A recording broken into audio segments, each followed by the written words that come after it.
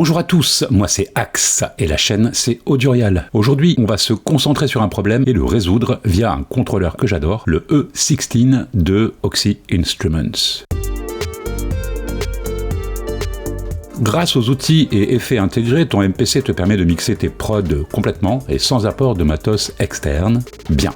Mais voilà le problème. Si comme moi, tu n'es jamais fixé sur un mix précis, tu vas devoir faire des save as du style prod _mix1 OK. Et ça pour chaque mix que tu vas créer de la même prod. Franchement, c'est fastidieux et pas très approprié. On perd du temps à charger chaque projet /mix.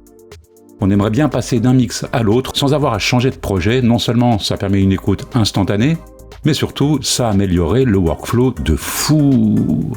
Au final, on pique le mix adéquat ou celui préféré par le label, le studio ou par toi en toute tranquillité et sans stress. Voilà pour le problème. Mais comme disait JFK, for every problem there is a solution. Je vous propose là aussi la solution. Regarde bien l'écran du MPC. Je vais charger les différents mix pour cette prod et après je t'explique tout.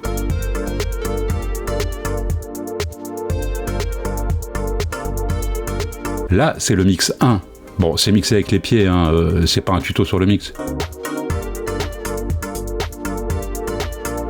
Boum! Et là, le second mix. Au passage, notez que les rotatifs du E16 reflètent la couleur des pistes. Ça permet, là aussi, d'aller vite. Bref. Du coup, on reste sur le même projet, mais on passe d'un mix à l'autre in a flash, comme dirait Gordon. D'ailleurs, en fonction secondaire, sur les potards du E16, j'ai affecté la mise en sourdine. Mais on peut tout imaginer à ce niveau. Balance, envoi auxiliaire, dosage d'effets, bref.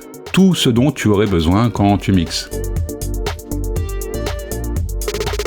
La mise en place est hyper simple. On va chercher l'écran d'apprentissage MIDI, et là, on crée nos affectations. J'ajoute une ligne, je touche Learn, puis je rotate l'un des potards du E16, le MPC détecte le mouvement. Ensuite, je règle source et destination, par exemple le panoramique du lead.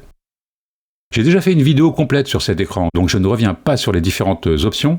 Utilise le moteur de recherche de la chaîne pour trouver la vidéo en cas de besoin. Si l'on revient sur le mixeur, on voit l'influence du potentiomètre sur le panneau que l'on vient d'affecter à celui-ci. Et comme disent mes potes de Pittsburgh, banana! D'ailleurs, si tu es resté jusqu'ici, mets banana en commentaire. C'est donc un énorme gain de temps et ton flux de travail est encore optimisé avec un petit contrôleur bourré d'astuces.